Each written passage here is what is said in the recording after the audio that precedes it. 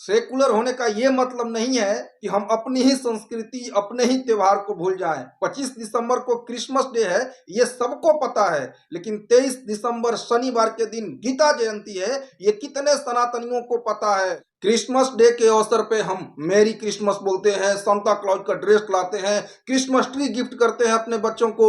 लेकिन आपको ये जानना चाहिए कि क्रिसमस सनातनियों का त्योहार नहीं है। अब आप कहेंगे कि अरे क्या बात करें, हम तो एक सेकुलर देश में रहते हैं। चलिए, सेकुलर देश में रहते हैं तो सेकुलरिज्म सिर्फ हम सनातनियों के लिए ही क्यों? क्या ईसाई धर्म के लोग 23 दिसंबर शनिवार के दिन गीता जयंती मनाएंगे?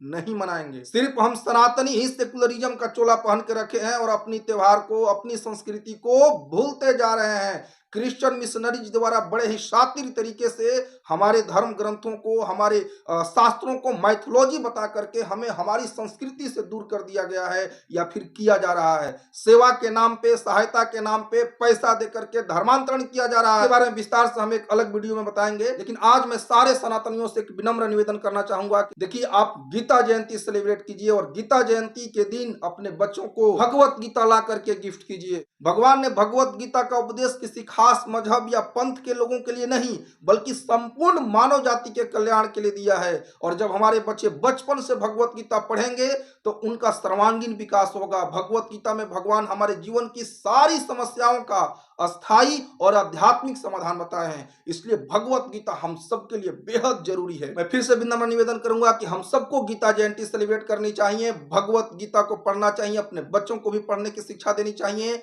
और दूसरों को भी भगवत गीता गिफ्ट देनी चाहिए। अगर आपके पास भगवत गीता नहीं है तो आज ही किसी इस्कॉन के नजदीक मंदिरों में जाइए, सेंटर में जाइए, वहां से भगवत गीता लेकर के आइए। मैं क्यों इस्कॉन की भगवत गीता पढ़ने के लिए कह रहा हूं? क्योंकि इस्कॉन की भगवत गीता बिना किसी मिलावट के श्रील प्रभुपाद जी ने उसकी व्याख्या दी है। सारे भगवत गीता में श्लोक उतना ही रहते हैं, 700 ही श्लोक रहते हैं, लेकिन लोग अनुवाद और तात्पर्य में छेड़छाड़ कर देते हैं। हमें इस्कॉन वाली ही भगवत गीता क्यों पढ़नी चाहिए, इसके ऊपर मैंने एक विस्तार से वीडियो बनाया है कि the most authentic Bhagavad Gita, वो चैनल पे वीडियो है, आप चैनल पे जाकर के उस वीडियो को देख सकते हैं। वीडियो को लाइक कीजिए, शेयर कीजिए और चैनल को सब्सक्राइब करके बेल आइकन को हिट करना बिल्कुल मत भूलिए। मिलते हैं हम सब नेक्स्ट वीडियो में, तब तक के लिए हरे कृष्ण।